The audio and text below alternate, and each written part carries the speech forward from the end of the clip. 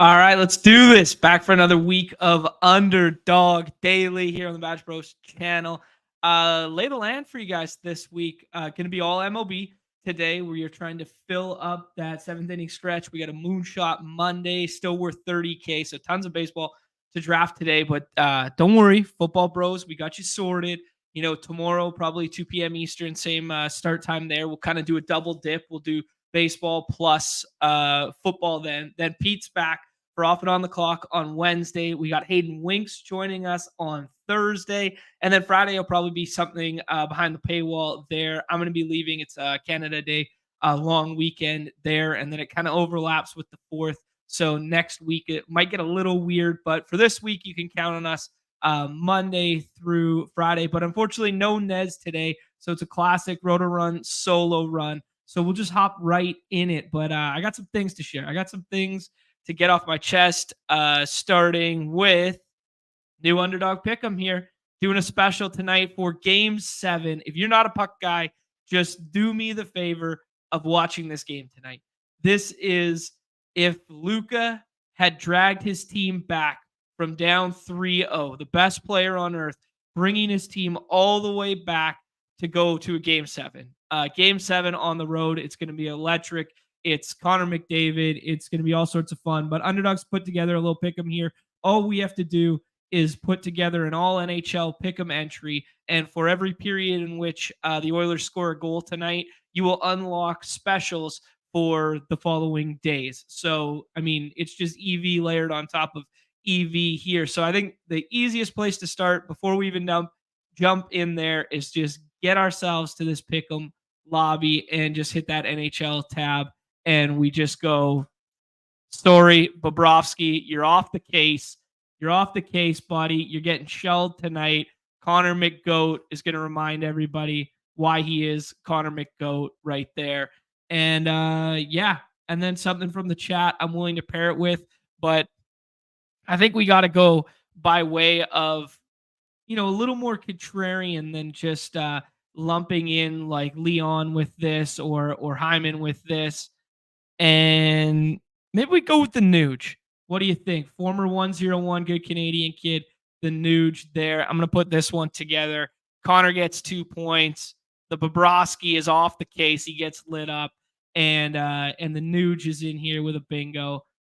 25 being on that bad boy. And I'll share that one in the chat. So if anybody wants to take that with me to the promised land and we can unlock those specials for the rest of the week there. GA, renowned puck guy in the chat, who I still owe a gift card there, is calling for the Bouchard bomb. He has had some of the highest velocity on shots in the postseason right now, so I cannot argue with the Evan Bouchard bomb. But there's your puck segment. Just watch the game tonight. It's going to be sick. 5 p.m. Pacific time, 8 p.m. Eastern. It's going to be it's what dreams are made of, man. Game 7's Stanley Cup Finals got me buzzing. But let's jump in this 7th inning stretch. I think I don't know if it's going to be bad TV to try and do multiples. There's 4 more spots there. I don't know if it's going to be bad TV for me to try and do multiples of this, but we got an hour and a half left to fill this bad boy. I'm looking at it in the lobbies here. I think we're at 85%. I might have to do my part here and fire multiples at the same time here. So we filled that one, rolling the 101, not a big deal. I think we got to roll another one, huh? What do you guys think? We got to do at least two at a time here. So second lobby's got 4 more spots as well there. I'll pull this up in the active tab and we'll bounce back and forth between the 2 drafts. Yeah.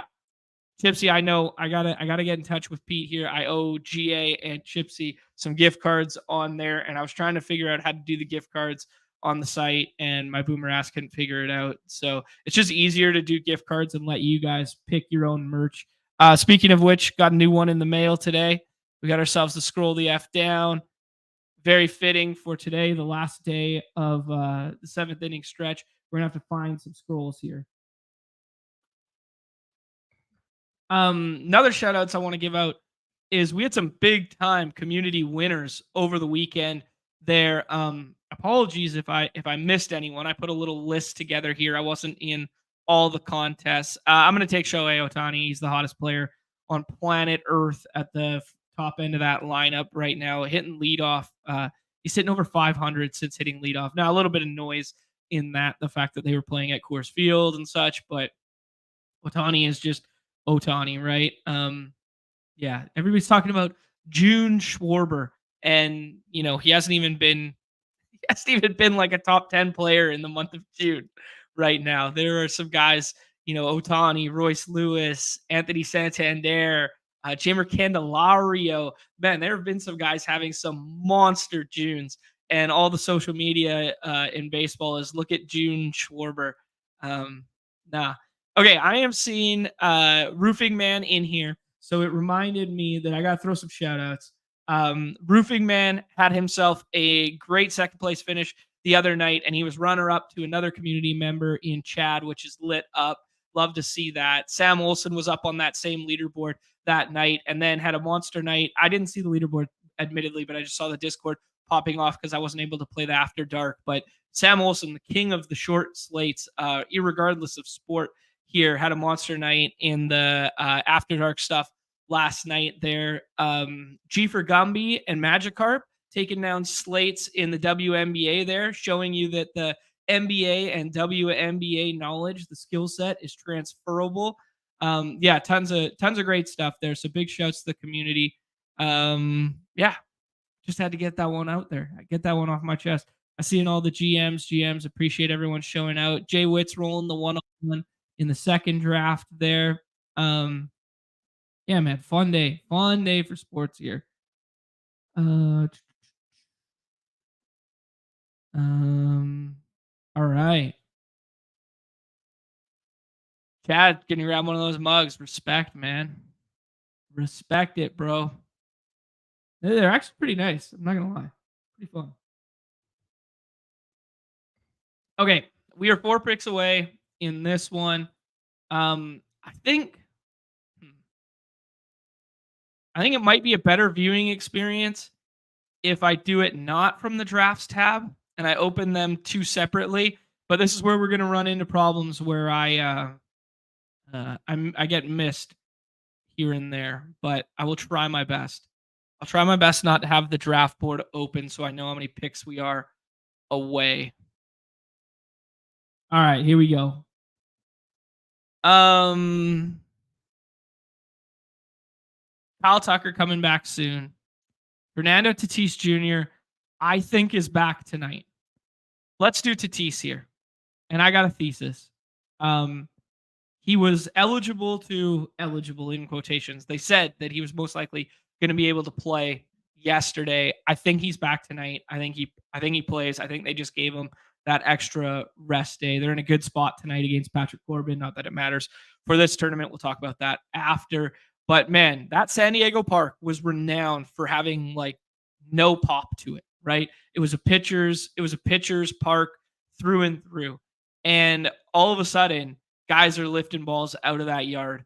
And it's admitted, I think it's because they changed the batter's eye. This is the rumor that's going around right now, is they changed the batter's eye there. The other one that we've been harping on and talking about, like the secret might be out, and maybe it's just out by looking at Josh Naylor's stats, is left-handed power in Cleveland. They've basically created a wind tunnel to right field there. And as the conditions warm up, I mean, both these parks, I'll pull up the rolling average stuff, but both these parks are playing out of their mind right now, comparative to years past. So 2 parks that used to be, and it's still small sample. It's still, only almost halfway through the season.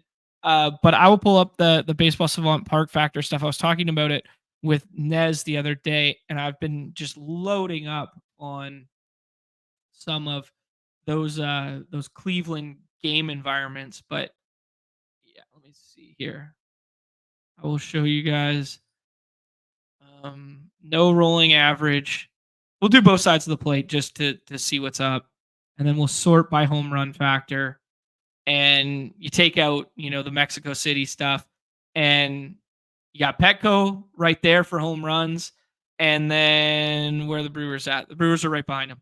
Progressive Field for home run factor. And that's eye popping because those used to be pitcher parks. So I don't know, just something I'm thinking through right now in the daily streets, and maybe just using as a little bit of a tiebreaker here as to why we took Tatis instead of, potentially still injured Tucker. Hockey Hooligan taking Duran there. I mean, Duran, if you guys saw the tweet from Underdog MLB this morning, is just absolutely on one. He's a monster. It's 1 year too late for my exposures, but it's great, man. It is great. Okay, we got Otani here. Pretty calm board as is. I'll show you something else I was looking through this morning. I think maybe Trey Turner is a little mispriced here. I'm not willing to take the Mookie plunge. I think the contest window is just too short to try and take a second round pick all the way through. If he falls back to the fifth round, maybe we can have the conversation. But I think Trey Turner at the top of that lineup now, that feels like a good one. He's come back. He's already homered since he came back.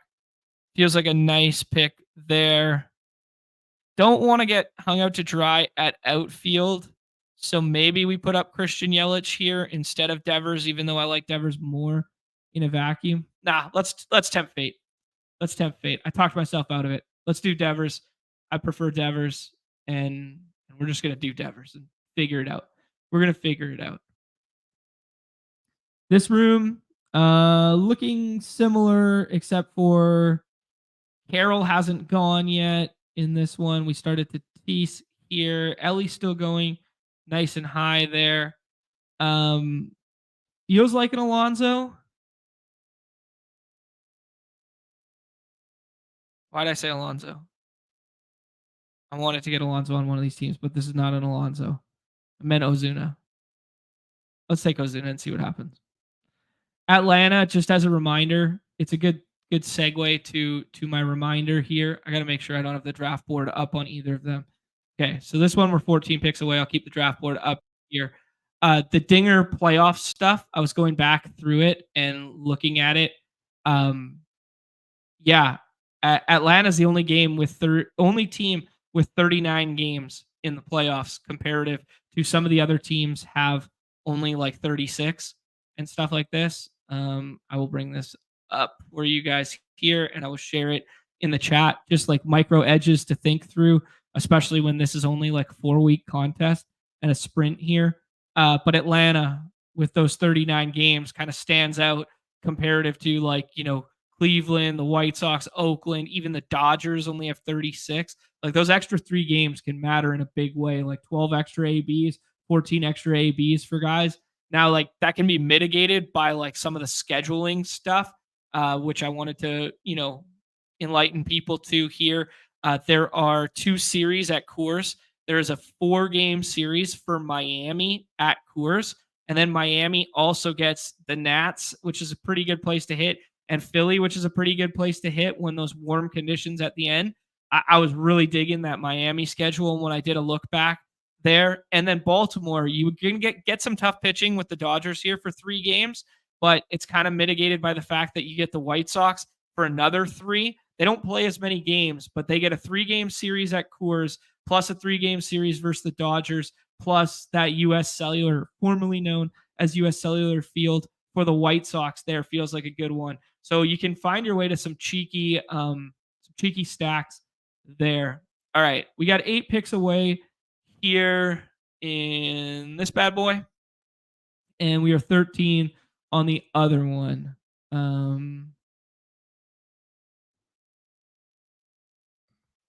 Let's do this.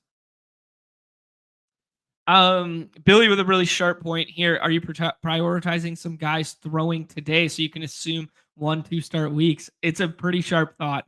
I mean, these are some of the micro edges, especially in a sprint style contest here where we can overlay who's pitching today with whatever. So like Bybee comes to mind, Nola comes to mind. Who else we got here?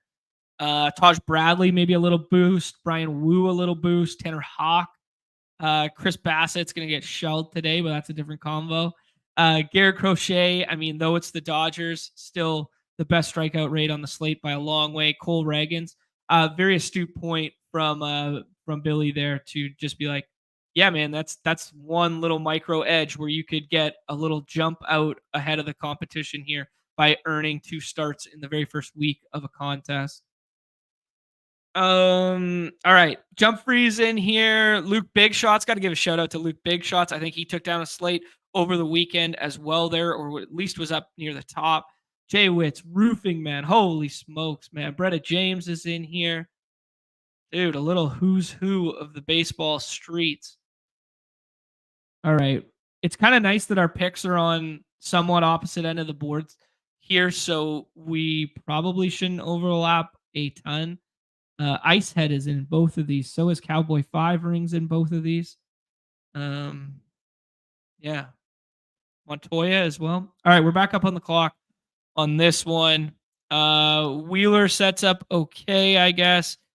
Let's do the Ozzy Albies stack here. I have no reason to think that these two don't hit 2-3 the rest of the way. And as I alluded to, those extra 3 games during the playoff window could be nice. And they do have a decent schedule as well. They get the Nats at Minnesota, not great. At Philadelphia, like though the pitching staff is good for Philadelphia, it's it's still a decent park to hit when stuff starts heating up. And then they get Colorado and Toronto, which is like 2 ones that you want to attack, especially when they come into their ballpark to close it out. So yeah, I do like me. I do like me a little bit of this Atlanta schedule. I will said I will share it in the chat for everybody. I would love to give credit to who made this. I want to say it was someone affiliated with Stacking Dingers. I want to say it was someone, maybe Inthrius. I would say if I had to venture to guess, it was Inthrius. It was Baseball. It was Billy Jones. It was one of those guys who made this. It was not me, but I will share it for everybody. You can go ahead, make a copy of that, and then jump around in the filters. We are almost got caught with the draft board out. We are 4 picks away in both spots. So I'm going to jump over to the other one here. This is the Trey Turner, Rafael Devers, Shohei Ohtani start. Vlad coming back to life a little bit in recent memory. Same with Randy Arozarena. Stephen Kwan, one of the hottest hitters in baseball here, even though I refuse to take Stephen Kwan because he's an accumulator, but a little bit of pop has been coming out that way. Manny Machado, one of the sneakier bats to get to on today's slate, I think. Well, sneaky in quotations, but just a guy who's had a lot of success against Patrick Corbin, who can find some home runs there. This feels like it's going to be 2 more hitters for us. Naylor already at 20 home runs. Man, he's fast tracking his way to low 40s. Could set up some stacks with him too. Francisco Lindor. I think Lindor homered again last night. That's a good one. Let's do Jazz Chisholm here. I alluded to the fact that Miami has that Coors series there in the finals. Let's see that Ohtani can get us some Jazz Chisholm through. That feels like a good one. Do you guys think Vlad will get traded? Like, I can't imagine Toronto blows it up, especially with like, I don't know. I can't imagine they'd blow up that core, but there's been like some talk. The tool shed is gone. Nick Castellanos feels like too much of a reach for a stack, although it's not terrible. Let's take Vlad. Let's take Vlad here. Vlad's coming back to life in a little bit of a way here. We're 1 pick away here. Ozzy Albies, Fernando Tatis Jr., Marcel Ozuna. Kind of fun. Let's capitulate and take Royce Lewis. I know he's at the top of the queue. I know people have him at better values later. The guy's been an absolute monster. He has played, I want to say he's played something like 48 games in the last 3 years, which is obviously not great, but he has homered in half of them to start his big league career. So, I mean, the health is just, can he stay healthy? Nick, thanks for stopping by. Go Yankees. Goodbye, man. Which Miami guys am I going to look at later? There's a cheeky back stack with Berger is just sitting there. You got lefties on that Colorado staff now that Freeland's back, although Freeland pitched really well yesterday. 4 hits, man. 4 hits in a Coors Field game that was 94 degrees. That's the stuff fading Coors dreams are made of there yesterday. But all that to say that Freeland looked okay in that start, and so did Cole Irving. But yeah, I mean, Berger and Jesus Sanchez are free. Brian De La Cruz goes like decently late for a guy who has like 16 home runs already. He goes in the 160. I want to ask. It was no 110, so not that crazy. He's got 14 home runs already. Lefty killer himself. Sneaky stack for today to get to. If you want some leverage off Cole Reagans going every time, it's 100 degrees in a place that is really hard to get strikeouts as a pitcher in Kansas City there, and a good spot to score runs. I will have Brian De La Cruz. I will have a little bit of Jazz and a little bit of Jesus Sanchez, and then I will have some Jake Berger, some lefty killer in 100-degree weather. Give me a little bit of Miami leverage today, man. That's one of the contrarian spots I am getting to. Tyler, what's good, bro? Thanks for stopping by. Tyler, a renowned football guy, but still jumps in here when we're talking a little baseball here. Yeah, that's a good point here, Chipsy, that Quan is benefiting from the new Guardians Park factor. Yeah, could be, man. It could be what's allowing, some of those wind-blown warning track shots to get out. We are 15 spots away in the other draft, so I will keep this one up right now. There's kind of like this sweet spot. Nez made the analogy the other day when we were doing these drafts. There is kind of like this sweet spot pocket for getting pitcher that feels a lot like running back right now in the BBM streets, where it's kind of like you can piss at the start, and we're doing it in a 2-2 fashion here, but people can get away with this, and then you just bang out like 2 or 3 starters in this next grouping, and they're still aces, like they're still Cole Reagans, they're still Grayson, they're still Dylan Cease, like these guys are big time. I mean, if we wanted to get really into Billy's thought process there, where he's talking about getting 2 start pitchers in the first week, I mean, you just take Nola and Crochet right now, right? With these next 2 picks, is that enough to bump them over that next grouping? Could feel good. Checking in on the other squad, we're 11 picks away over there. It's nice because it's kind of like it's a little time capsule, a little glimpse into the future of what we can kind of expect to see for ourselves here. All right, on the clock here. The tool shed is staring us in the face. So is Vlad. We just spent a way higher pick on Vlad, but I can't quit the tool shed, right? We cannot quit the tool shed. That lineup is coming together now. They got a bunch of righties at the top of it. Another sneaky stack today against James Paxton, whose underlying metrics look not great. I know he had a really good start his last time out at Coors and struck out a bunch of Rockies, but there are iterations of that Rockies lineup which are the worst for strikeouts in all of base, or the best for opposing pitchers in all of baseball, where they have like a team K rate of like 28 to 29.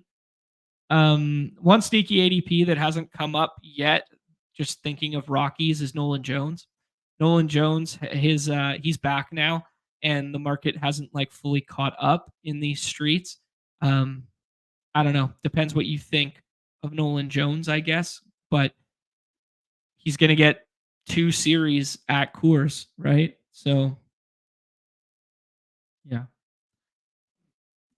Beat bullish on arguably the worst MLB team. Yeah. That is peak baseball, man. If there's a way for me to get super contrarian. GM DFS King, what's up, man? Yeah, turn me up saying he wishes he could get Royce Lewis to fall to 41. Yeah, man, it's still feels good. Still feels good. He still feels mispriced, but the health is always the concern, right? Not a great ballpark. The health is tough, but there's a lot of nice ways to stack them. you know? Um, all right. Am I showing the right screen now? Here we go. Coming up on this one, Woo Woo J Train, Hockey Hooligan takes Wyatt Langford right there. I'm looking where some of the Baltimore bats went, just alluding to the fact that they have a series at Coors during those finals. Like Adley is way over here, Santander at 45. Yeah, they're still expensive, and they're kind of hard to stack. Let's start thinking about who we are going to take here. No obvious stacks set up just yet, unless we want to do like a bomb plus Castellanos with this. We could do Tyler O'Neill, who we love. Let's see. Stanton, I think we just got to like take him off our board now. Feels bad, but Tovar McMahon is a fun little 2-man infield one if you want to get some Coors exposure for those 7 games in the finals. Let's do Nick Castellanos. I've not been a big enough Nick Castellanos respector in the past there. Can we stack Ton with this and take 7 position players before we take our first pitcher? Or do we have to get a discounted front end arm right now like Kevin Gausman? I would take Kevin Gausman over Ranger Suarez despite what we've seen this year. Let's take Tyler O'Neill. Let's push it. Let's see what we can do. Old habits die hard. We're back up on the clock in this other one after we took the tool shed there. Couple pitchers run off the board here. We could go ahead and take Garrett Crochet, one of the best strikeout rates in baseball. There's also Dylan Cease here. I think we probably want to take a pitcher on this one and just have a slightly different build than what we're going after. None of the bats are jumping off the page with the exception of CJ Abrams. Let's take Dylan Cease here. The park, obviously, if we like it for hitters, we don't like it as much for Cease anymore. That being said, I mean, he just has elite strikeout rate for a team that should be contending down the street or down the stretch here. Here's a good shout. Chip ahead of the curve as usual here. Heston just got called back up today.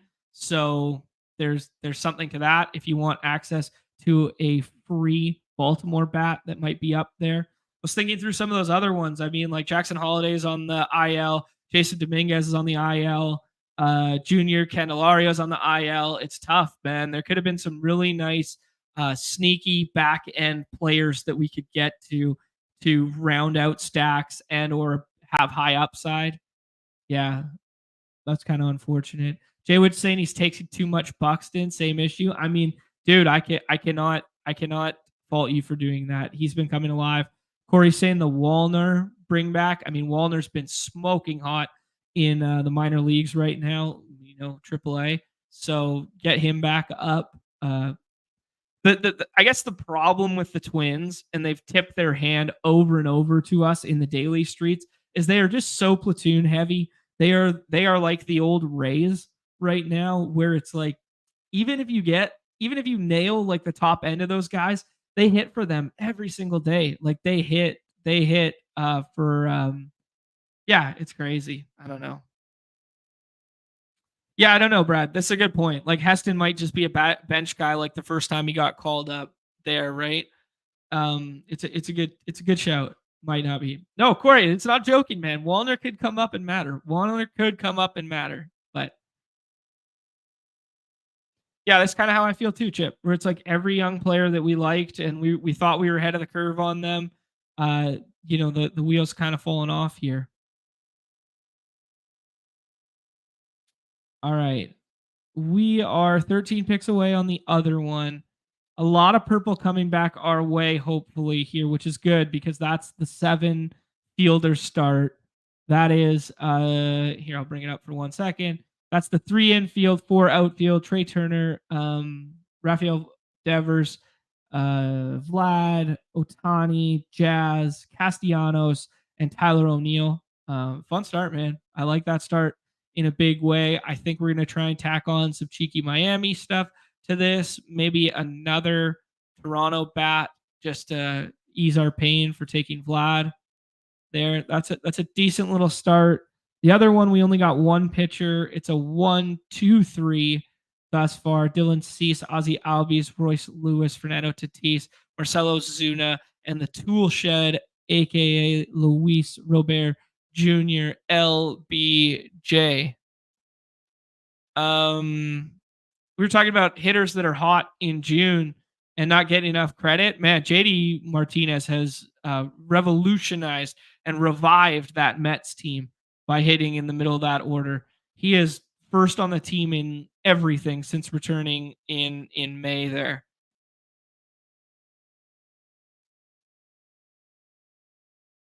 All right, thinking through some stuff here. Jordan Westberg, a cheap Baltimore piece who leads off against lefties. Michael Harris, I don't know the timeline. No timetable to return. That was 9 days ago. That falls against our thesis of kind of like a little bit of safety in this window. Let's take Tovar and see if we could set up a little Colorado stuff. Tovar having a really nice year on his own. I mean, those 7 games at Coors, man, they just matter so much. Anyone who's played the daily streets and you see that these guys routinely go over and over again at the top end of draft boards. I mean, you just want access to. This is a sprint to get to the finals, and then once you get to the finals, you need 2 start pitchers, and you need Coors, you need Kansas City if it's hot, you need Wrigley wind blowing out, you need access to, even if you have one series from that environment, that one series can outscore, another team that has 2 series versus bad pitching at home, right? Yeah. Yeah, Brett Boy, scroll the tape back here. We talked a little bit about the puck off the top there, and we built a little pick'em so that you guys can get access to the free squares that could potentially follow from Underdog's promotion in the future there. Yes, I am in the camp of like, let me give Connor McDavid to go Cody Rhodes on this bitch and finish the story. Just the best player on earth, bringing his team back from 3-0 to bring a cup back to Canada for a team that has 20 plus Canadians on it. It's such a good story. I really hope they're able to get it done. I feel bad for Florida going back to the cup there and not being able to get it done, but yeah. All right. We had a huge pitcher run in front of us there, and that kind of hurt our chances at getting some of the more elite arms here. Yamamoto's off my board. I just don't think we could take him. Sonny Gray had a no-hit bid yesterday, starting to look better. Sonny Gray feels good at the top of this one. Zach Gallen feels good. The fact that he's coming back. Ryan, obviously a good park to pitch in. Hunter Green, not a good part to pitch in, but gives you a really nice strikeout floor. Let's take Hunter Green. We will look at the schedule after for the Reds and see how many games are at Great American Small Park there. Cincinnati, they get Oakland at home, Milwaukee at home, Houston at home. Wow, that's tough. Yeah, maybe Hunter Green is a bad pick for that final stretch run there. All right, we're 2 picks away on this other one. Our plan failed us because we were going to try and set up a Nolan Jones stack with the Ezekiel Tovar there. Still thinking that that's a little bit underpriced. That being said, we could still do it with McMahon. I think we might do it. Getting overweight Rockies never feels good because they're just a bad baseball team that strikes out a ton. Can we push it to take our second pitcher here? Or do we just hope one of that next pitcher tier come back to us? How important is the Ryan McMahon stack to us?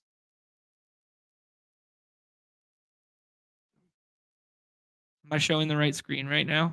That's my biggest fear right now is that I'm showing the wrong screen. Pablo Lopez goes there. Nice outing the other day from him. I guess that was yesterday. No Dodgers on this team. JD Martinez, super hot.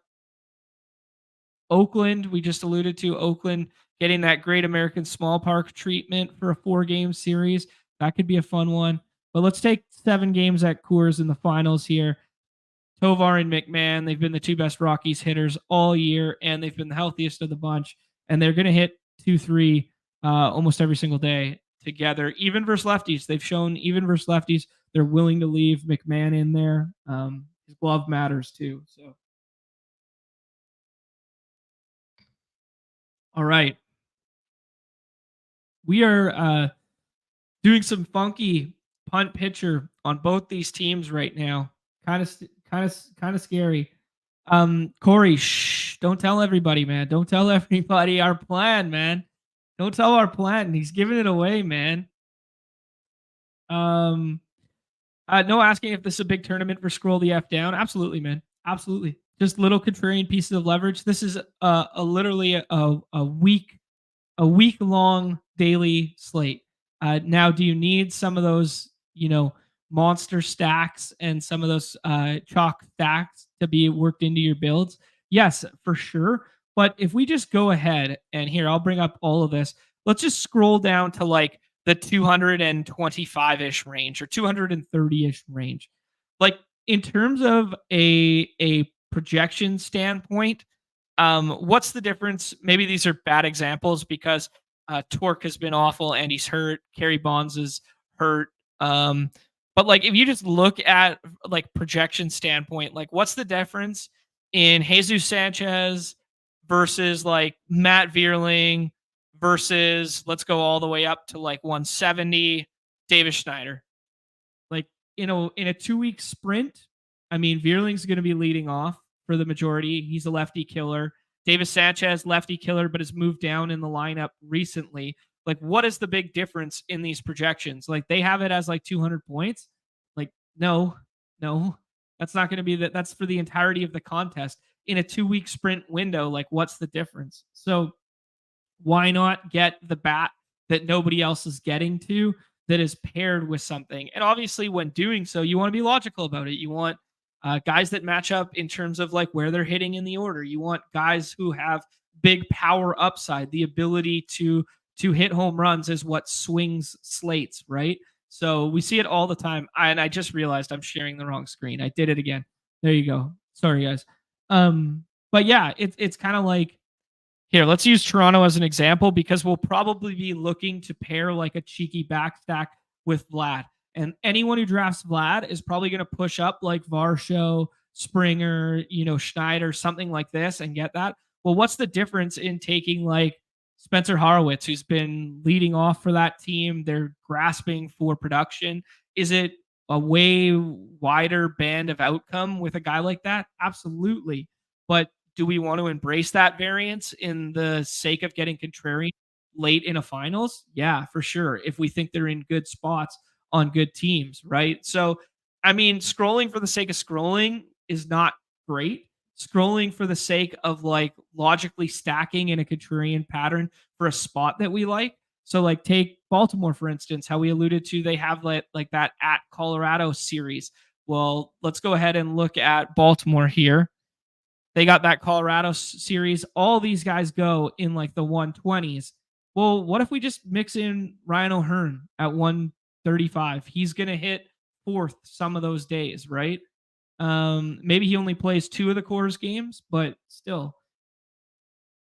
You guys know I'm a sucker for Christopher Morel here, but I think we just got to go ahead and tack Doyle onto this stack. It was all part of the plan to get the 1 through 3 hitters for Colorado and then just hope one of those arms comes back to us. I don't think we can let it go past the Nolan Jones drafter on the other side of the board here at 86. I think he would take that stack from us. So the thesis of the play was to overspend for like the Colorado 3 stack, but at least we got adjacent to ADP. All right, we are going to be back up on the clock in 1 pick on the other side here. We did the double pitcher thing with our last 2 picks there. Morel goes. Mike Trout is a very scary click right now. There's non-zero chance he doesn't come back all this year. Let's hat tip to Nez and let's take Mitch Keller. He thinks he's underpriced right now. this team could definitely use another pitcher, seeing as though we started Sonny Gray and Hunter Green. And we want to leave the light on for getting contrarian with our bats late. So I want to leave some roster spots here to get weird with, right? Opposed to aping into the ownership that everybody else is taking up here. So let's take Carlos Rodon as well. Play the hits. That's a classic. He's had a nice resurgent year. A guy that we've been on all year. Let's play the hits there. And we kind of just fell into this pocket of the draft where it's like now we take arms and then we take contrarian sticks that don't project all that different from the contrarians or from the chalk sticks that are available right in here, right? Like rest of season, like Heliot Ramos is like a very interesting conversation because he could be really good and we just like don't necessarily know it. But like, is he really that much different than taking like Michael Conforto? I don't know. And if you just worry about like the 1 week sprint at the end, like how much different is that if they're facing, three righties and only one lefty? I don't know. Would we rather have just like, yeah, it's just in baseball, man, like the projections, like mean projection, because output is binary, where it's like a guy can go like 0 for 4 or a guy can go like 4 for 4 or whatever, or go 1 for 4 with a home run, and their output is either 0 or 14 in terms of like points scored. It's like you just want to give yourself outs. It is like our daily mindset infiltrating this space, though. Miguel Garcia's ADP still way up here, man. He hasn't been leading off recently for Kansas City. One of my little nuggets today for that slate is just the fact that we might get Adam Frazier, who was scratched yesterday, leading off, or we might get Nick Lofton. They've moved Miguel way down in the order. I think his ADP is pushed up because people wanted to stack him with Bobby Witt, and I guess rightfully so. Sorry, I'm showing the wrong screen again as we jump back and forth. 144 here probably feels like pitcher for us. Bybee would be maybe worth pushing up here because of the 2 start that Billy alluded to there. That being said, I do think Grayson and Fremer are just like better pitchers. So I think I'm going to go ahead and take Grayson here. Hopefully he doesn't get one of those 2 starts at Coors. But that being said, Fremer has to go pitch at Great American Small Park in the finals as well there. So yeah, Hunter Green, same one. So maybe the room is sharply adjusting and leaving those 3 by design there. Maybe that's reason to get over. Although Brennan James takes Yamamoto there, so maybe not as concerned about the rotator cuff. Yeah, interesting. Okay, let's see if we can catch up with the chat here. See what's going on. Yeah, guys, we got 215 of us. Do us a favor, hit that like, hit that subscribe, that notification bell. If you happen to be watching in the Twitter streets, don't be afraid to jump over to the YouTube ones, hit that subscribe for us. And if you're not playing on Underdog Fantasy, use promo code MLB at sign up. 50% match deposit up to 500 USD. That'll get you 250 on the house from them. 10 BBM entries right there, paid for. Get in the streets, mix it up, have some fun. Great time of the year to be drafting. All right. We are 11 picks away on both teams. Team number 1 right now, a 2-4-4 that has Dylan Cease, Grayson Rodriguez, Albies, Royce Lewis, Tovar McMahon, Tatis, Ozuna, the Tool Shed, and Doyle. Kind of a little fun Coors stack that is admittedly a little expensive relative to their talent level. That being said, those have been the 3 best hitters for the Rockies all season here. Nolan Jones has entered the chat to take some of that away. But yeah, not terrible, not amazing. How we're going to land this plane is going to be interesting. Sean Murphy is a name that instantly comes to mind there as a late Atlanta scroll down stack option. The White Sox, my affinity with I butchered that word, with Gavin Sheets, but he's probably at platoon risk now with Tommy Pham and Eloy back, but really cheap backdoor stack for the White Sox relative to talent level there. Former top prospects in Andrew Vaughn and Eloy, but I am getting out over my skis with stacking bad teams here. We can see what's up with the Twins here. Correa still mispriced in my opinion. Same with Buxton. You want to get really funky with it. Margot has been leading off. There's a scroll the F down who could be hitting 1-2 with Royce Lewis or 1-3 with Royce Lewis a couple times at the end there. I wonder what the Twins playoff schedule looks like. We can check in their Twins in Atlanta, in St. Louis. They're in Atlanta, in Toronto. So not bad for right-handed power. Tampa Bay feels gross just because it's not a great place to hit and people struggle with the batter's eye there. But then at Kansas City, so those warm conditions at Kansas City at the end feels kind of fun there for the Twins, better than them playing at home. Justin Steele's strikeout stuff has kind of like come back to life here in recent memory. What's the difference between Justin Steele, Mackenzie Gore, Snell? Probably pretty big, to be honest. Let's take Steele here. It was him or Carlos Correa in my mind there, but I think Correa has a better chance at coming back than Steele. Let's jump over to the other one. We're going to have 2 picks in a row here. This one a little more balanced, a 4-3-4 thus far. This one has the Jazz Chisholm stuff, so we could start thinking about Miami. Unfortunately, Brian De La Cruz went at 110 there. We don't have to push up any Miami stuff yet. Bryson Stott stacks with Turner and Castellanos. Feels okay. Lodolo. Let's do some pitching stuff here and then get crazy with the stacks. Let's buy into the Ronaldo Lopez leading the National League in ERA right now, or is at least second in that category. Yoshida stacks with our Boston stuff, but I have another bat in mind. Let's do Andy Pages. He's been hitting like third or fourth. They're gonna need his bat if they're gonna be, keep contending here down the stretch with, no Outman, Jason Hayward, like Kike as a hyper platoon. Like they're really relying on his bat to be a middle of the order stick here. They got Miguel Vargas up now to go alongside it. Let's do Andy Pages and add him to that Shohei Ohtani, because there's not a ton of Dodgers stuff to stack with later that is palatable.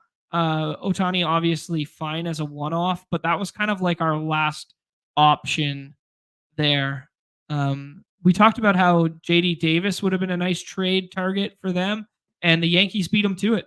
The Yankees beat them to it and went ahead and added JD Davis over the weekend there, potentially as a platoon option. Yeah,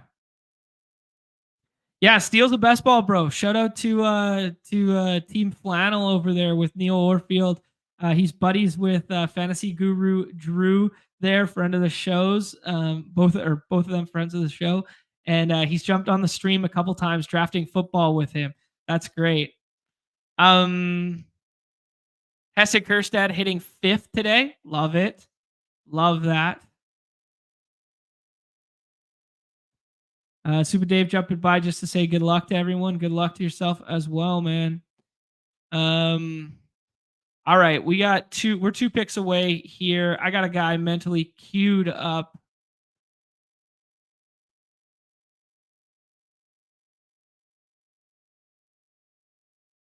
Yeah, Justin Steele, good for the vibes on this team. That's what we're about. Good for the vibes on this team. I was worried though, man. I was worried when he came back. He's not throwing as hard. And it was like, is the strikeout stuff going to be back to where it was at last year? And the strikeout rate slowly climbing. Got me more bullish on Justin Steele right now. All right, Carlos Correa. As we alluded to, Justin Steele probably wouldn't have come back. Carlos Correa does get that little Royce Lewis plus Carlos Correa. Obviously, neither a beacon of health, but both of them playing very good baseball right now and are just a fun little mini stack there. So as you guys can see, man, the strategy hasn't deviated much since Dinger season. We are quite stack happy with this, especially when there's correlation within the lineup spots. And some of these teams, like the guys that I'm stacking right now, are teams that have like really fortified and solidified their lineup spots.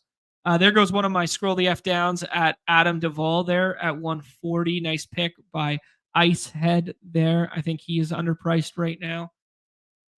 We're 10 picks away on the other one. Let me make sure that the draft board isn't up there. Okay, cool.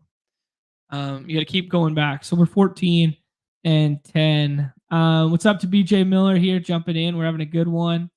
Yeah, imagine if Dustin Steele wins BBM. That'd be so good for the vibes, man. I always wanted Roberto Luongo to win something. He was always in the golf streets, and he does dabble in the baseball streets too.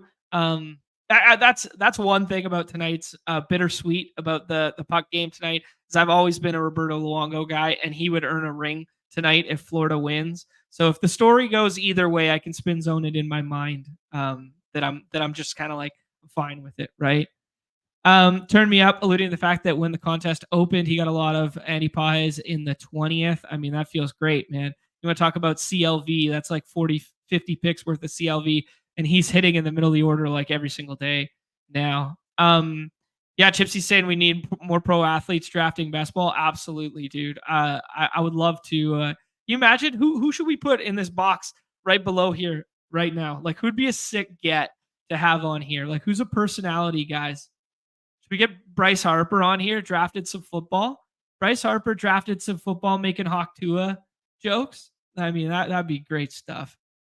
Great bid equity. Steele is not drafting in this current lobby, but he has been drafting and been drafting football stuff alongside Neil Orfield. There's two or three streams up there with him on there, so go check those ones out on his channel. Yes, cool stuff.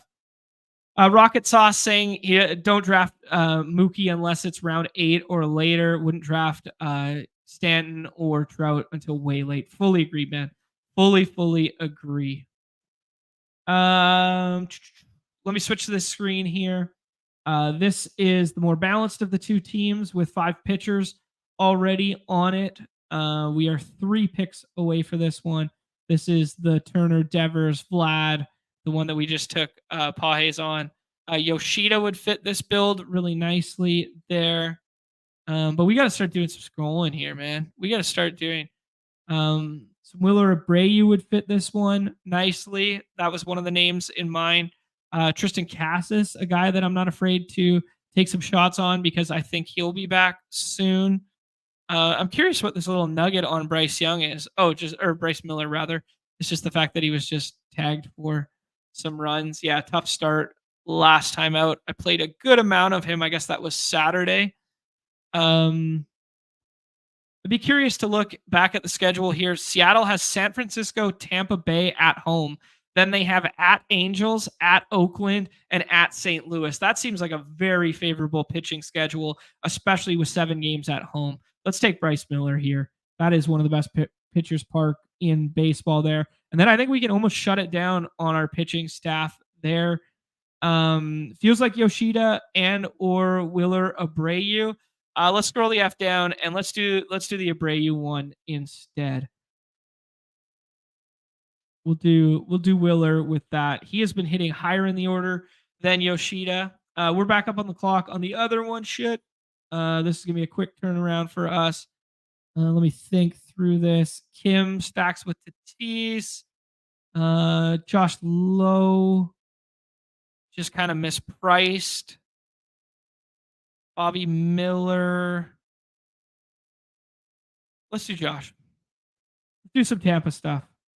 We've got some easier back stacks to go with that. Underperforming right now. You put the low-Lau combo together. You get 2-3 hitters that are both left-handed with big-time power. They do go to Seattle, as we just alluded to, which isn't the best thing in the world.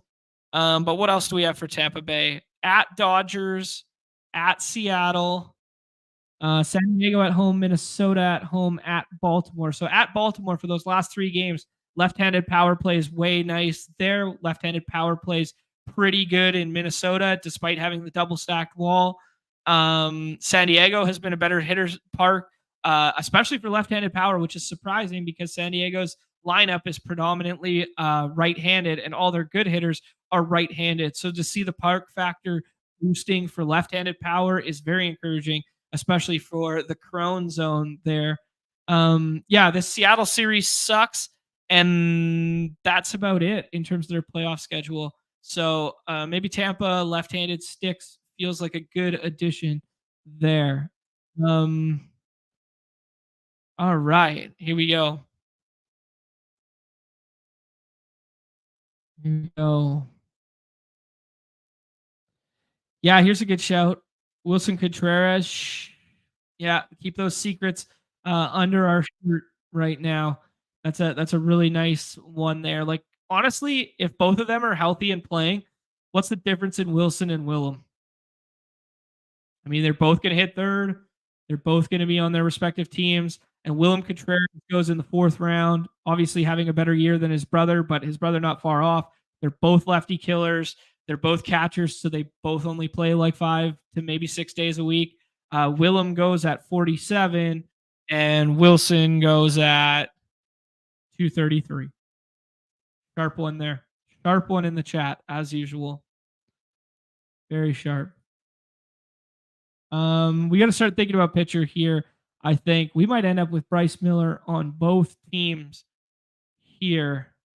Be interested to look up. I don't have my pitching chart pulled up, but be interested to see when he is pitching this week to see if we fall into some 2 starts between Snell, Bobby Miller, Bryce Miller here. We got a Blake Snell rehab start. Man, Blake Snell, the wheels have just completely fallen off. There was some concern about Max Scherzer, even though he had a good first start out against the Royals on Saturday, Friday or Saturday there, but a little bit concerned just in terms with, 4 innings, or sorry, he went 5 innings, he had the 4 Ks, but he was still feeling some nerve stuff in his hand, some nerve damage, whatever. So a little pause for concern there, but yeah.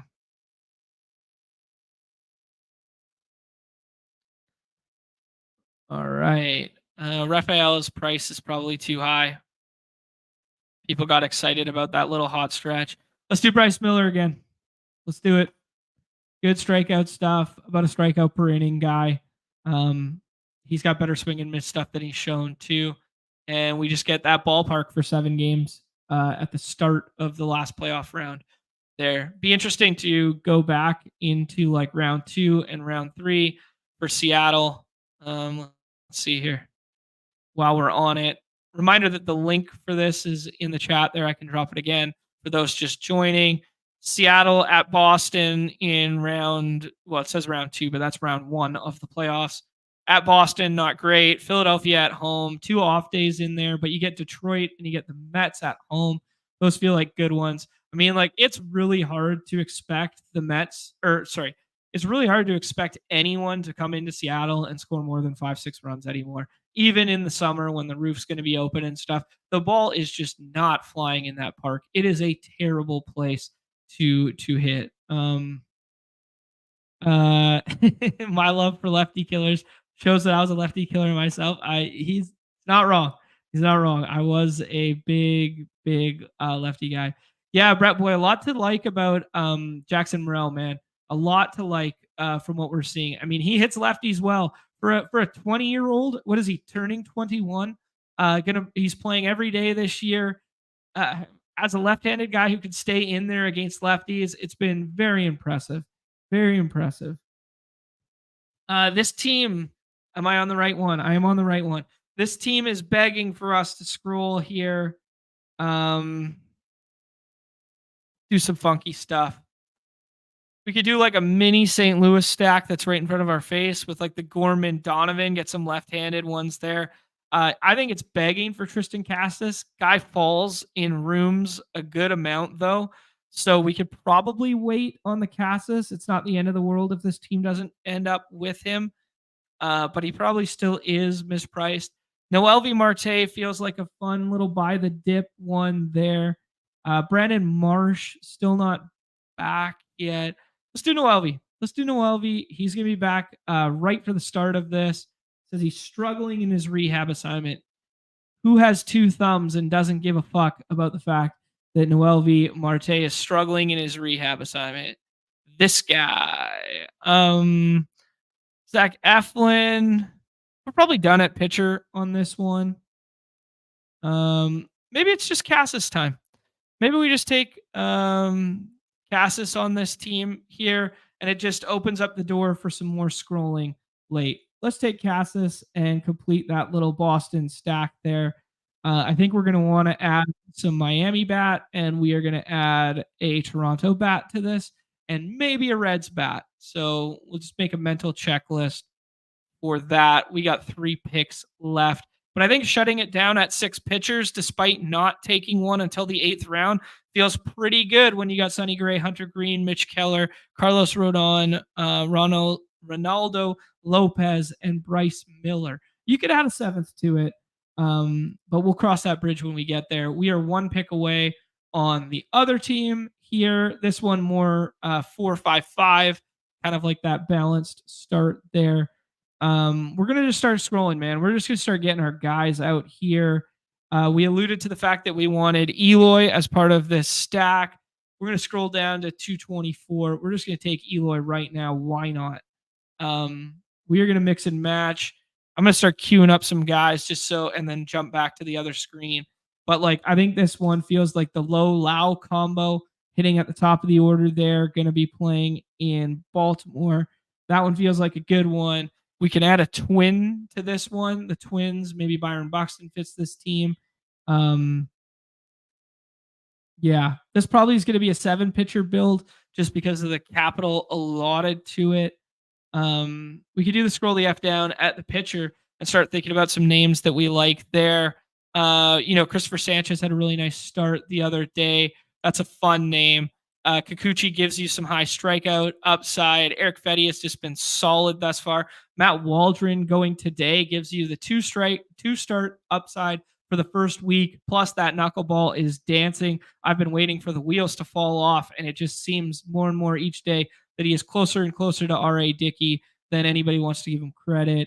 Ryan Pepio feels like a good one there. Walker Buehler at the price point is palatable, but he is on the IL right now. So that one's kind of scary. Jordan Montgomery, man, he's got to come back at some point. Does he not? Professional ass pitcher, got to come back. Detroit getting some Reese Olson had a really nice start yesterday. 6 shutout innings with some strikeouts there. We saw DJ Hers go in a draft that we did recently. Got some strikeout upside for a young guy there. Nez has been clicking. DeGrom, probably not on this team. But there's definitely Luis Severino has been going nice. We saw a nice one last night. Man, there are some names. Javier Sad, another good start last night. We talk about how the underlying metrics and the strikeout rate aren't amazing, but the guy just keeps churning out results. Jeffrey Springs, he's kind of like the closest of that Tampa Bay grouping to coming back. Him, Shane Boz, and Shane McClanahan, all guys that could potentially come back and be like playoff week hammers.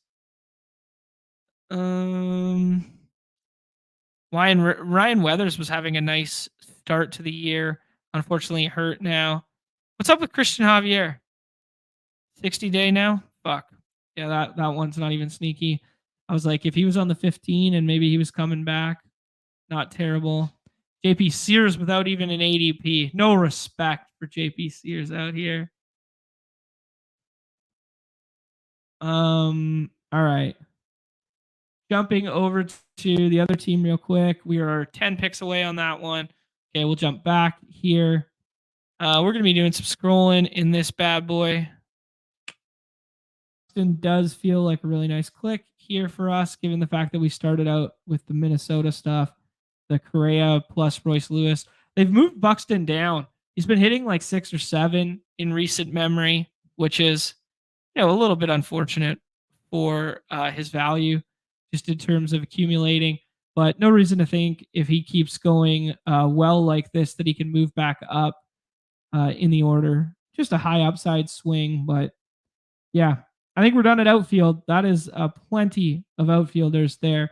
Fernando Tatis, Marcelo Zuna, uh, Luis Robert Jr., Brenton Doyle, Josh Lowe, don't call me Lau, Eloy Jimenez, and Byron Buxton. We're going to need some pitching on this team in a big way. We got 4 picks left, and 3 of them are going to have to be pitchers. That was kind of a luxury pick that we didn't really have to spend on Byron Buxton to sell out for the stack there. All right. Here we go. Okay. Javier's dead. It is TJ. Thank you guys. Thank you. Yeah, Waldron's been amazing, dude. Like he's really boosted that knuckleball percentage more, and it's been really good. Tobias Myers, there's a sharp one from Daniel. That's a deep dive.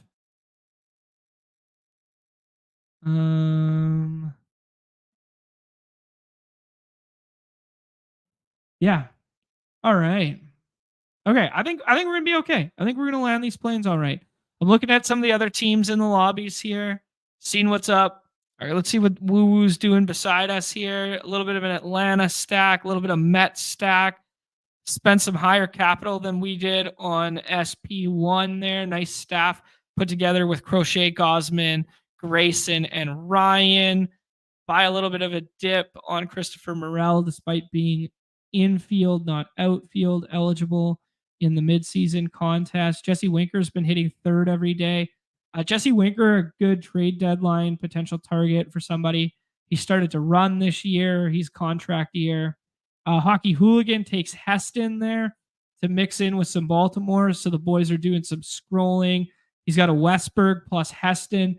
Non-zero chance that they could be hitting like 4-5 or no, sorry, 5-6 or 1-5 or 6-8 in like something like that come playoff time in Coors Field.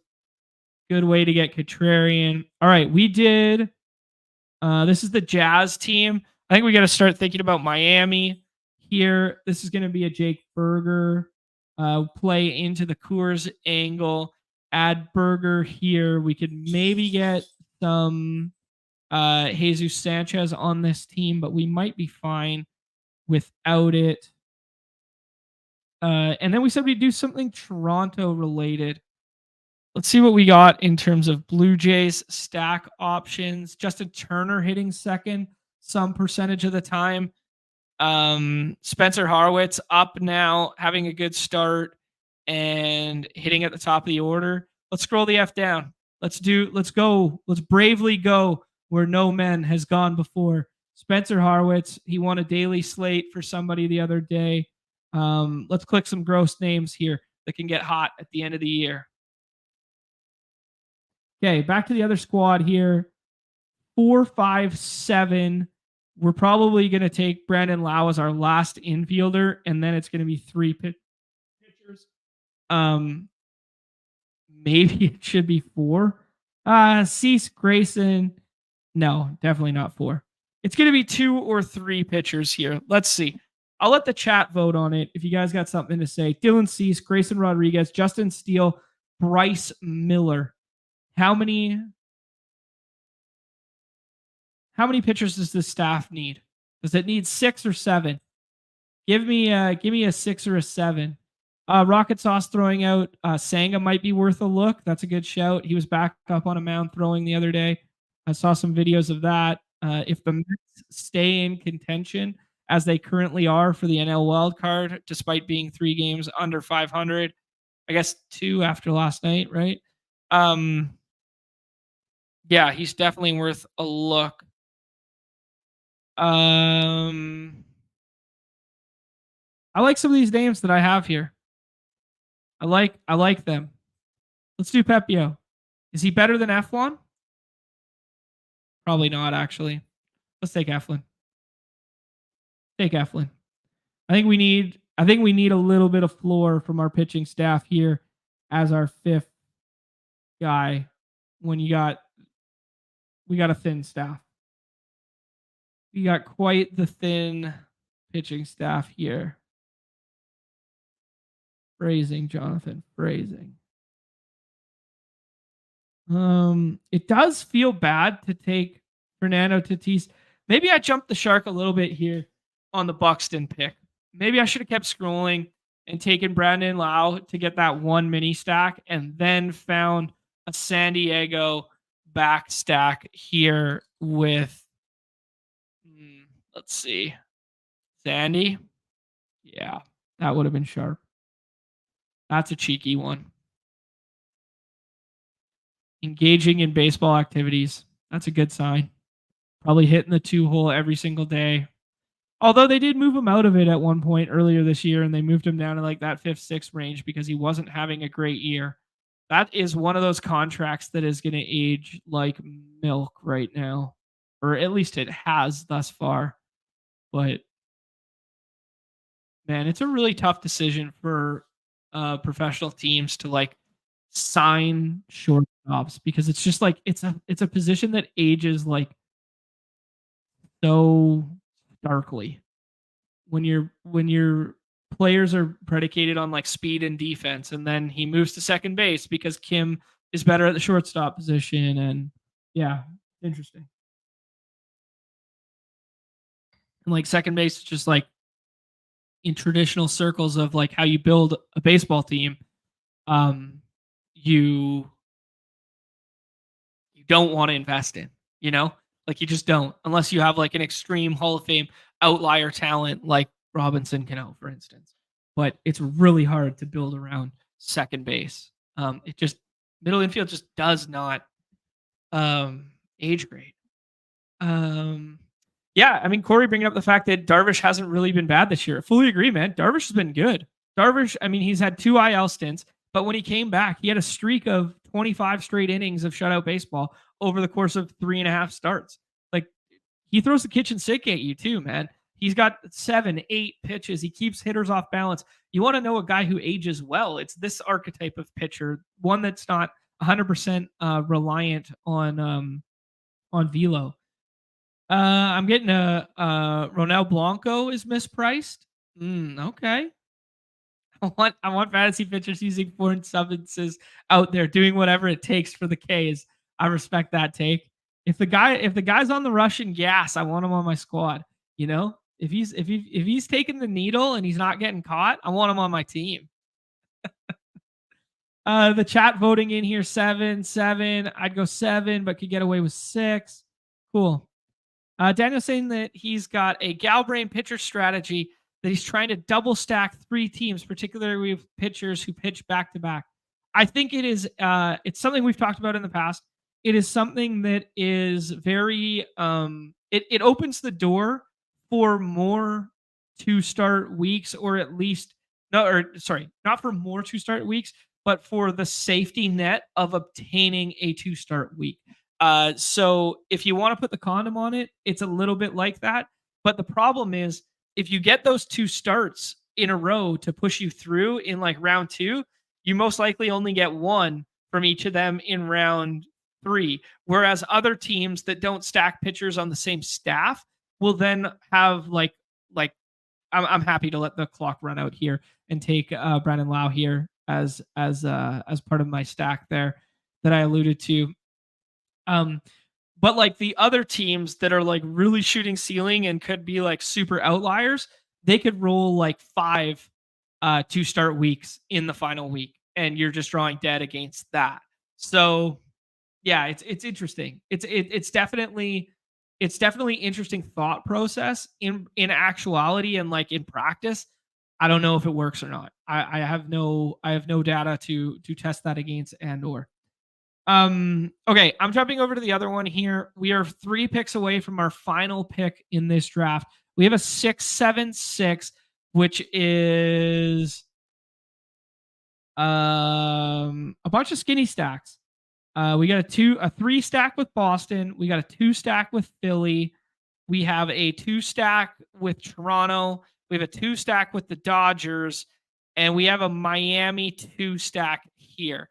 A Miami bat added to this would feel good in Jesus Sanchez. I think if we wanted to go the Reds route, adding like Jonathan India to Noelvi or Matt McClain as a potential sneaky one. Rehab assignment as a potential slate breaker. We already have 7 infielders though, and we spent 3 high capital infielders. So taking an infielder would probably be bad, especially when our last ones here are like Paul Hayes, Willer, Abreu, etc. Let's take Jesus Sanchez here. Maybe he can run into a couple homers and doubles at Coors Field there.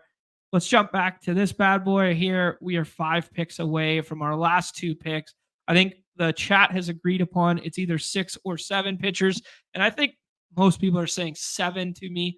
So maybe we'll just crank this purple button.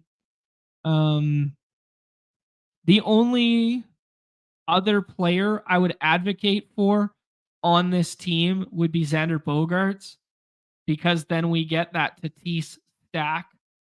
And it kind of, I mean, you don't always have to stack your first round pick. And we see it in football all the time that, like, you build out your contrarian stacks on top of not always built around your first player. There's a tendency in BBM for everyone to just build at the front end of the draft board their stacks. And that's how you fall into like the same combinatorial ownership as everybody else.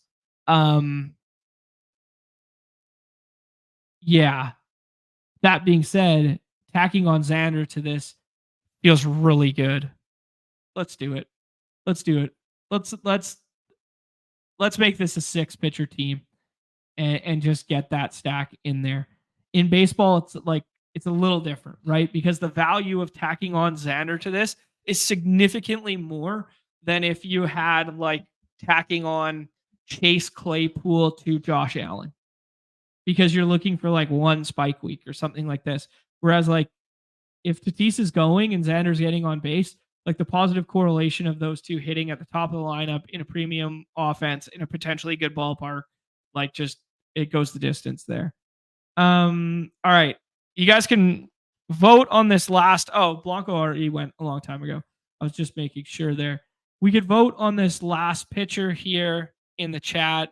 Brady Singer, I'm not a believer in. Gavin Williams, I don't know what his timeline is. Builds up to 66 pitches in the rehab stuff. All right. Kershaw's on the rehab stuff too. Jacob deGrom's on the rehab stuff. I think it's our staff needs something safer than those two.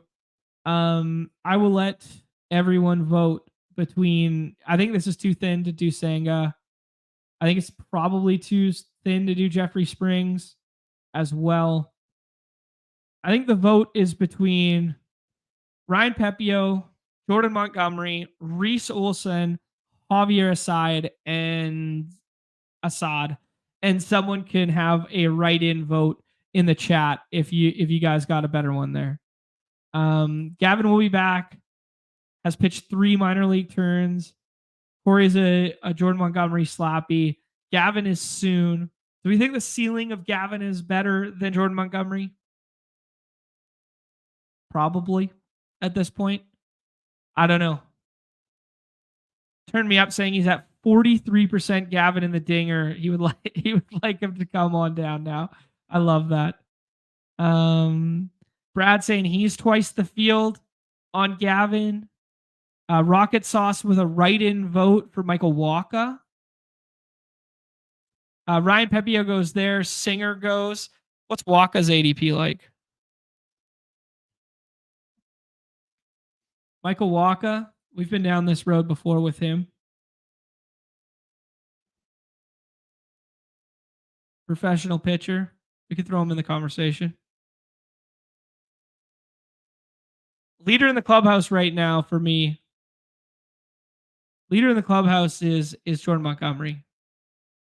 Oh, we got a new leader in the clubhouse. Cross-dressing life saying DJ Hers. That's how we prove we know ball, right? We just look at the fact that the Coors start, all those strikeouts. Someone, we've only seen him get drafted once here. High strikeout rate through his first couple. Is there any chance he gets shut down late in the season to be protected? Maybe. Jordan Montgomery. Nationals have no reason to push DJ Hers in the last 2 weeks of the season. Jump Free takes Michael Wacha. John Gray goes next to Icehead. Interesting stuff.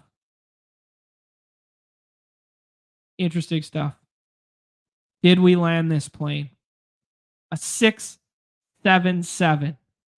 Dylan Cease, Grayson Rodriguez, Justin Steele, friend of the Flannel family, Bryce Miller, Zach Eflin, Jordan Montgomery, Ozzie Albies, Royce Lewis, Tovar McMahon, Correa, Brandon Lau, don't call me low, Xander Bogaerts, Fernando Tatis Jr., Marcelo Zuna, the Tool Shed, Doyle, Lowe, Eloy, Buxton.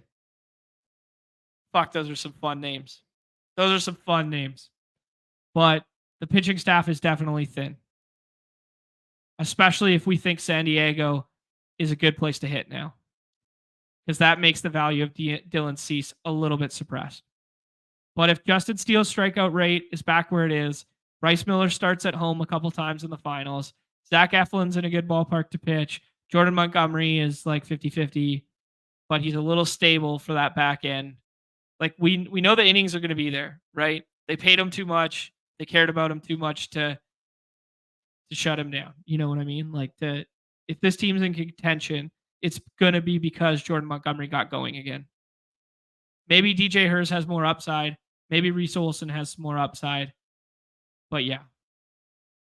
Okay, let's give this a refresh. That was just our fourth one? Interesting.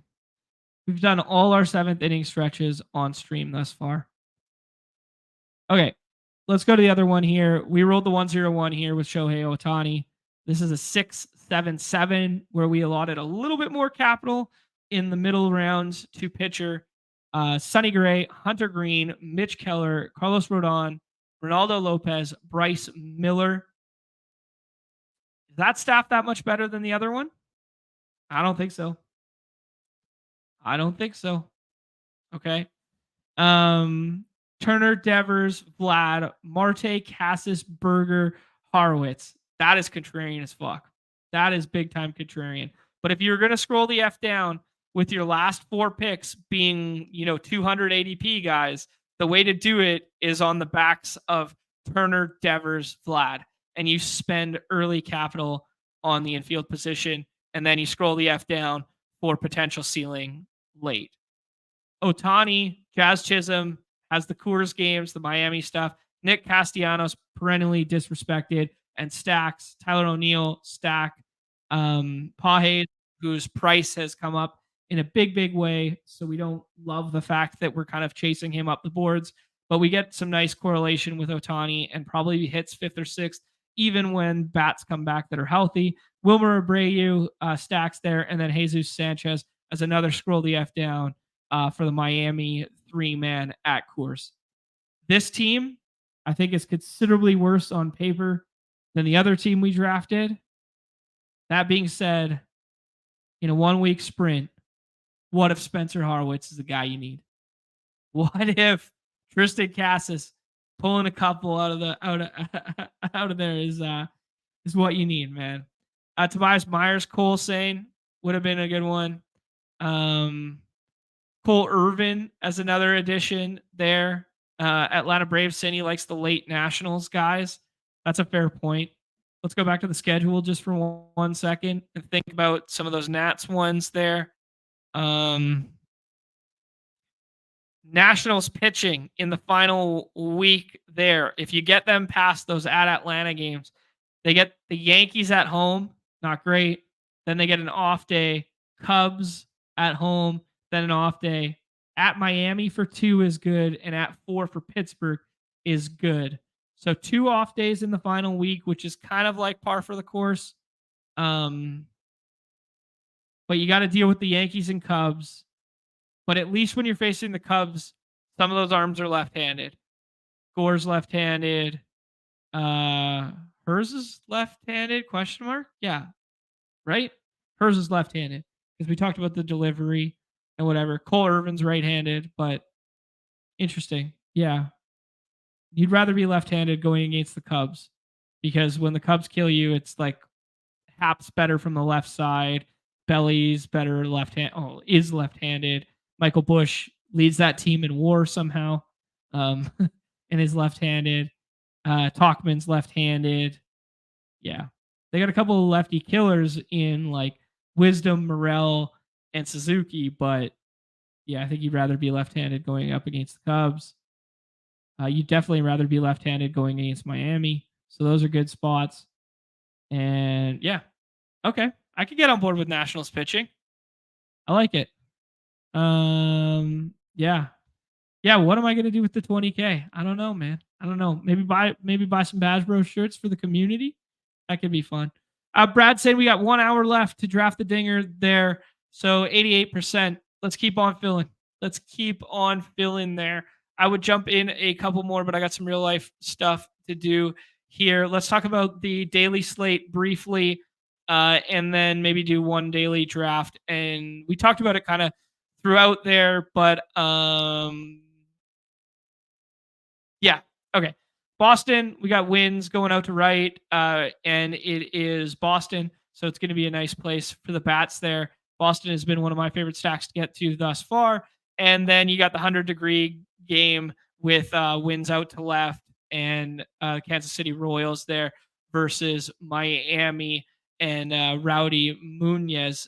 We tried to attack him when he was pitching against Atlanta, and it didn't work out in similar hitting conditions, to be honest. But I'm gonna go ahead and say that the best stack on the board today, or at least the best play on the board today, is Bobby Witt Jr. Bobby Witt Jr. should be the 101 in my opinion today. Let's give a refresh to these lineups here. Obviously, haven't been following along on twitter.com there to see what's going. We got the Great American Small Park game with two subpar pitchers in it. Going to be some pinch hit risk at the top of the order here with Stuart Fairchild. Probably only gets 2 at bats versus Bailey Falter. And then they have all those left-handed sticks coming off the bench.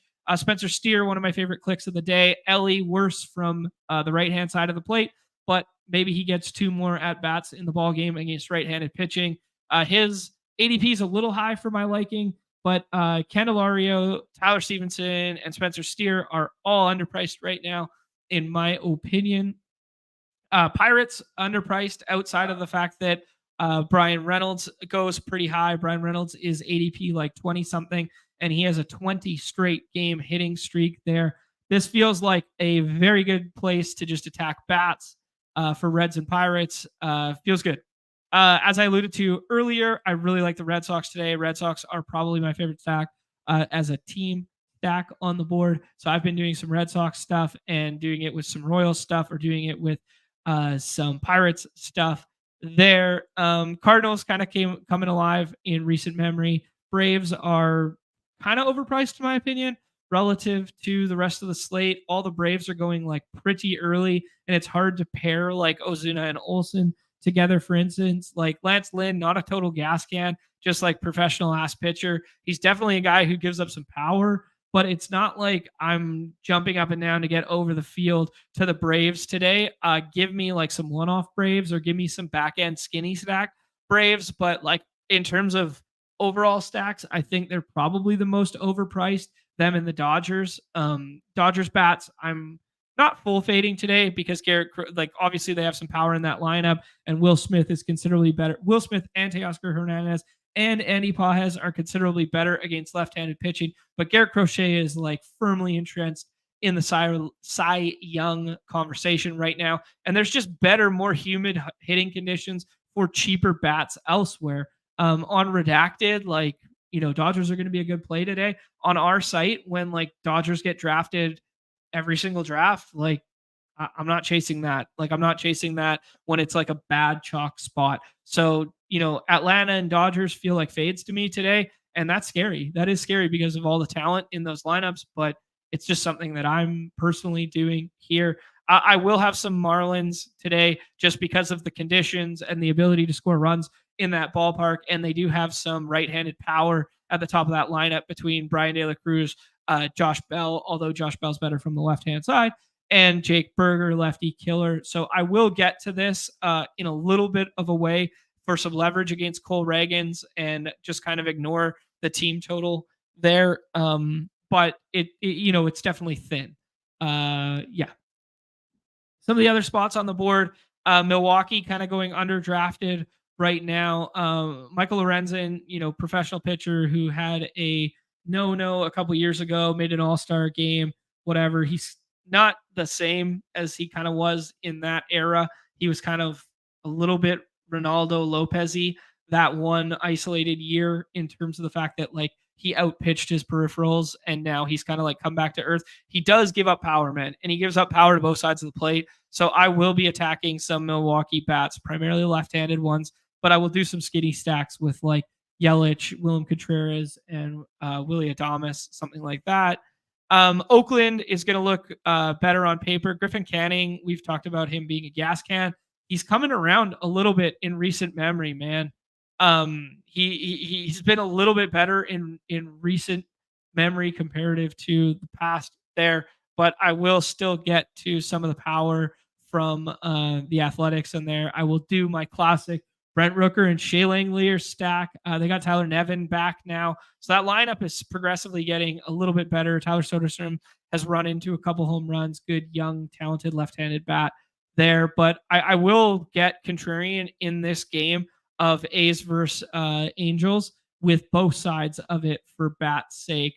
Matt Waldron is kind of like my favorite mispriced pitcher right now. I have been getting to him, though we think the park plays decently for power now in Slam Diego. I will be getting to the fact that what Matt Waldron has been doing with the knuckleball usage in recent memory, it's just so hard to hit knuckleballers when you've never seen them before. And I originally thought that like he would be a guy that would be like outperform his peripherals to start, and then guys would catch up to it, and he'd hang and bang, high let it fly on knuckleball pitchers.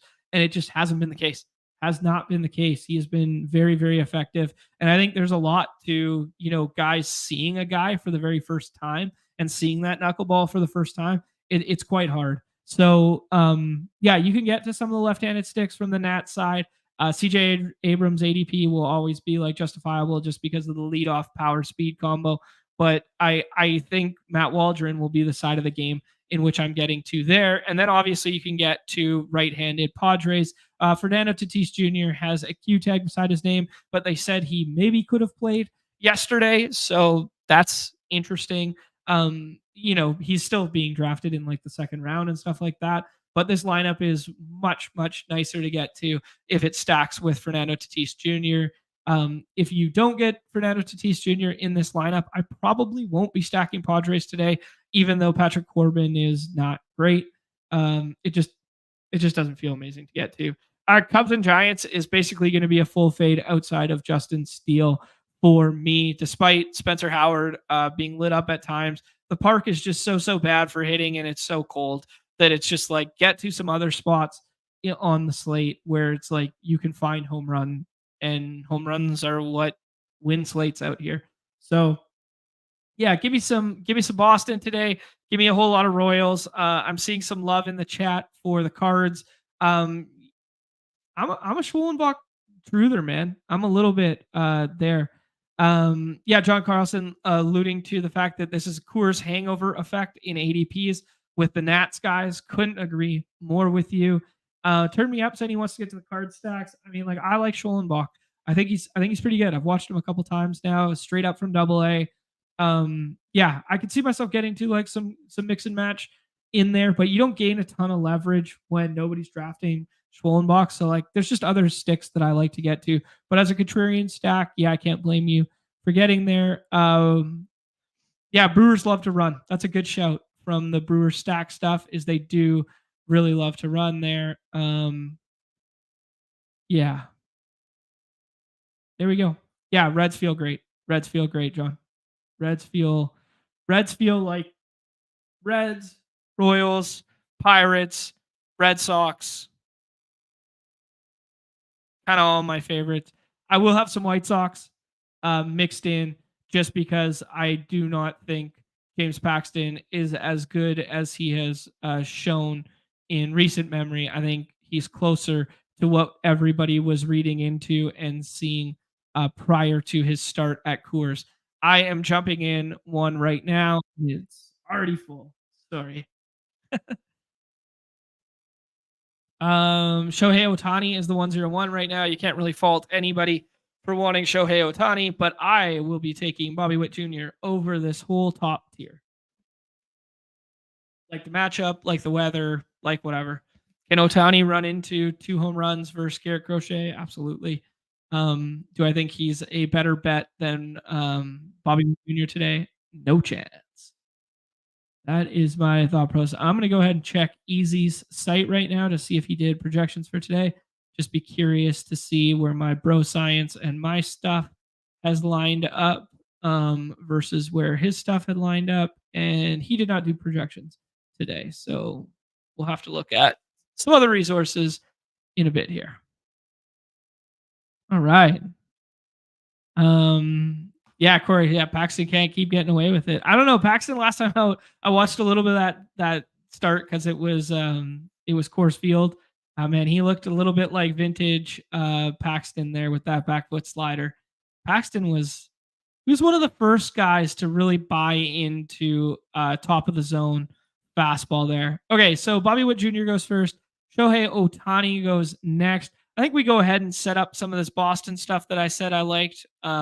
I think we just go ahead and take Jaron Duran here. Underdog threw out a tweet this morning just talking about how absurd he is. I keep referencing all the Jay Hay nugs that the Baseball is Dead crew brings up over and over again. Like the dude has been incredible, like historically good right now, and yet everybody's talking about June Schwarber for some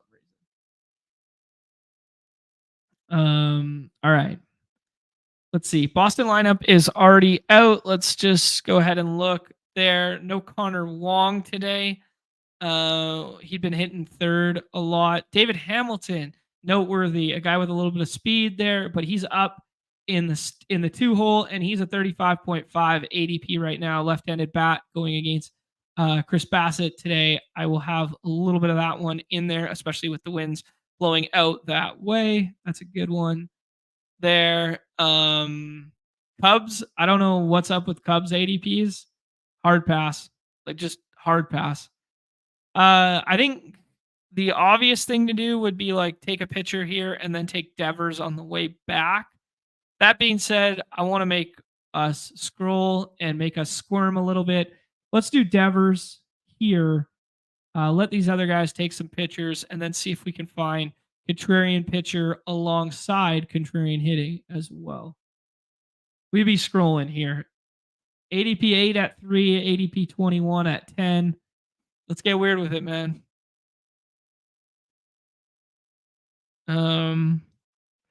Just now noticing the Cardinals ADP is coming up a little bit. Just curious there. Burleson up there. Nothing crazy, but just noticing like the Alec Burleson one might be a reflection of the state of outfield on today's slate comparative to infield. As you guys can see, like, you factor in the Fernando Q tag and like the premium outfielders, like we got Jaron Duran going in that top tier. Like that's a thin outfield slate for the amount of teams which are on this slate. Probably not enough people getting to Rangers bats. Like Rangers have to come around eventually, but like all 30 plus ADPs here could be fun. Let's take the aforementioned David Hamilton hitting second there, get a little lineup correlation, get another lefty in with Duran there. I wonder where Abreu's hitting if that was, he's hitting third. Okay, cool. Perfect. Yeah. I was just wondering because Abreu had been hitting second routinely recently. So it's a good one here. Bryant setting up a little Oakland and Atlanta like that. Ricky, good Canadian kid. Actually, I don't know if he's a Canadian kid. I just know that he's in the Vancouver area. So we will see what he tries to set up there.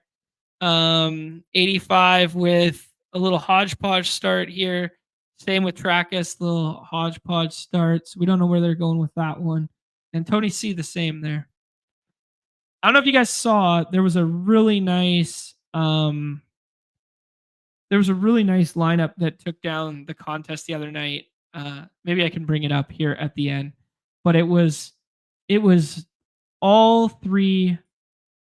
I guess it was yesterday. Was it yesterday that Detroit went off? All my days are muddling around. At a pretty busy weekend, and I guess it was the Detroit slate. And I found it very it was yesterday. So I found it very curious that Detroit had the exact same implied run total on the slate as the Coors team in the Rockies. Nationals were a little bit higher. And the Rockies were going every single draft, and Detroit, outside of Riley Green, basically was going untouched.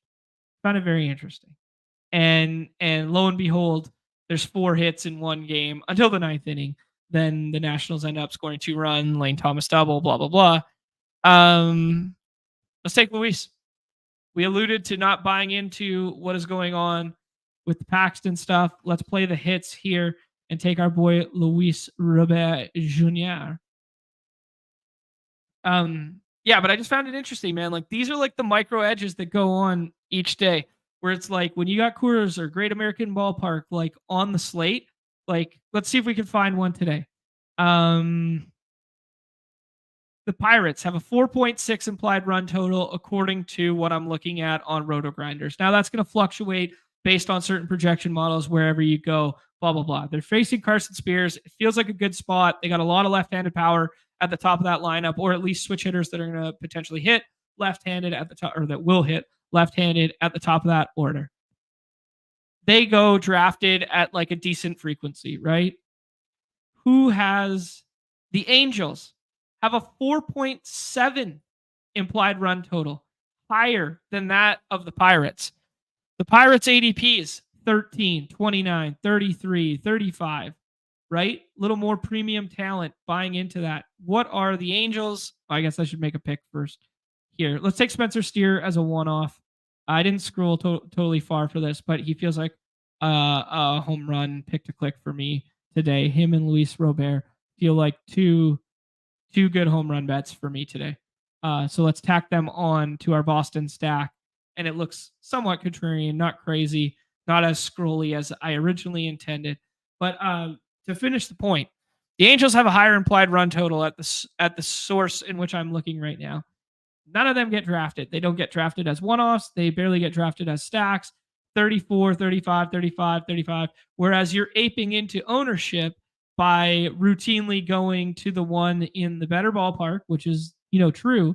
But like Vegas is telling us, Vegas as like a macro quote, that like the Angels are more likely to score more runs than Pittsburgh is. And the Pirates are going to go drafted at a much higher frequency than the Angels are, despite their run total being like lower. It's just interesting, man. It's just like people hate clicking these ugly teams. And that's how you get contrarian. That's how you win. Like well, I'll show you the winner from the other day here. And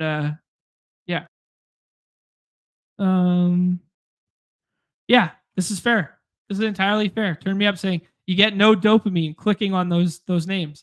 And the funny thing is, when people go to these contrarian stacks, they don't do it in 2-mans and 3-mans and whatever. They just draft an ace pitcher and then they 5-man onslaught it. I'm guilty of it too, all the time. But it's like, if you start mixing them in as 2s and 3s and, like that sort of thing, that's where you get different. That's where you win slates. You want to do like the Bobby Witt plus Vinny P, which is going to be repeated 75,000 times this slate, go for it. But then tack on 3 Angels, 3 A's, 3, get weird with it. Let's go ahead and take Matt Waldron. We feel like Matt Waldron is in a better spot than the market is giving him credit right now. Feels like a decent click as a contrarian 6 pitcher. I like him much more than Chris Bassett or James Paxton today. Not writing off the fact that James Paxton could in fact actually be back. That is within the range of outcomes there. But I'm tending to buy what we've seen previously, opposed to just one isolated start at Coors.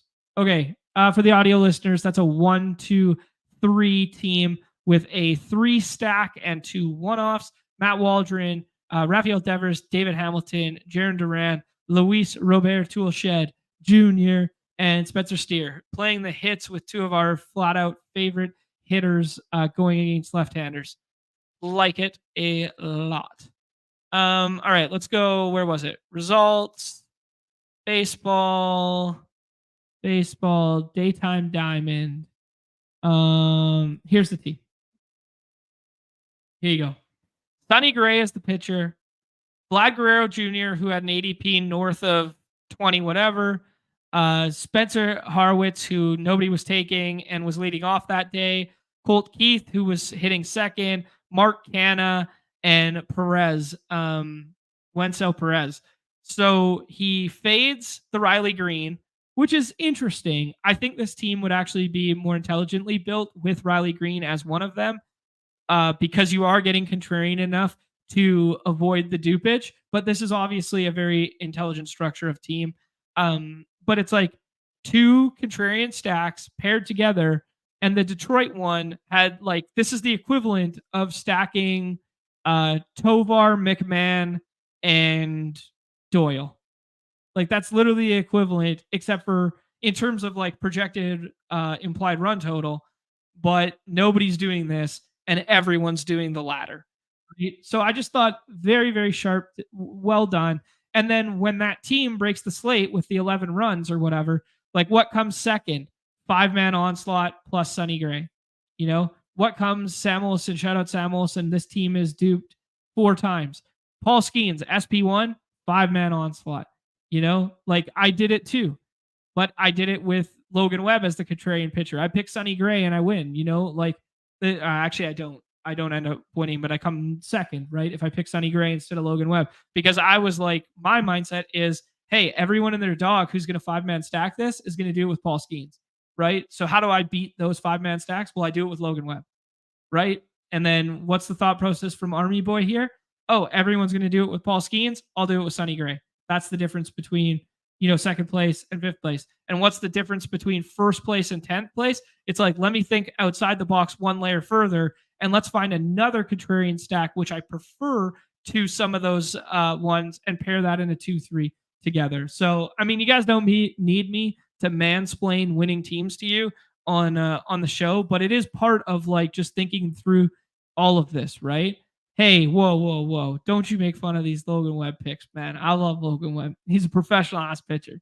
Yeah, anyways. So it's like, yeah, there you go. Here you go. Rocket Sauce. I wasn't in the later contest. And he goes, the guy who won the later contest had Harrison Bader, lefty killer, right-handed stick, and Vientos. You got to get weird with shit to win, right? I mean, like, nobody's projection model is going to spit this out as the correct answer. But when you look at the implied run totals and you look at how Cleveland's Park has been playing recently for left-handed home run hitting power, like, oh, okay, things are starting to like piece together. I can look at this and be like, wow, this is a really intelligently constructed roster. Anyways, long-winded review there of the winner. We got 45 minutes left here for the 7th inning stretch. My baseball bros, I will fire up a couple here as I'm walking the dog and try not to auto draft them. But 20K up top there, 88% full. Let's get in there and get that filled up here, or as close as we can. And then Moonshot Monday, right after that. We still got the big one. We still got 30K prize pool and 6K to first. So well worth your time. A fun 9-game slate there. Yeah, let's get after it. Yeah. Yes, Terrence. Cleveland is in an enviable position going forward. Well said. All right, guys. We got 160 of us still hanging out. We'll be back tomorrow, 2 p.m. Eastern. Again, there we will do, I imagine, some form of baseball daily and some football tomorrow, and do a little vibes check with Nez there. Then off and on the clock with Pete Overzed on Wednesday at 2 p.m. And then Thursday, Hayden Winks from Underdog Fantasy's own will be joining us to talk a little football. And then Friday will probably be a paywall members only show there. But if you're watching on the Twitterverse right now, do me a favor, come over to the YouTube, click subscribe, join up. Tons of fun stuff coming on here. Consider becoming a member. It's less than half of a Moonshot Monday, and you get 4 to 5 extra streams a month there. All right, Mr. Good Boy is tying me up. He needs to go outside here on behalf of the good people at Underdog Fantasy. I am John, and this has been Underdog Daily, everybody's favorite time of the show. The end. Peace. Good luck tonight.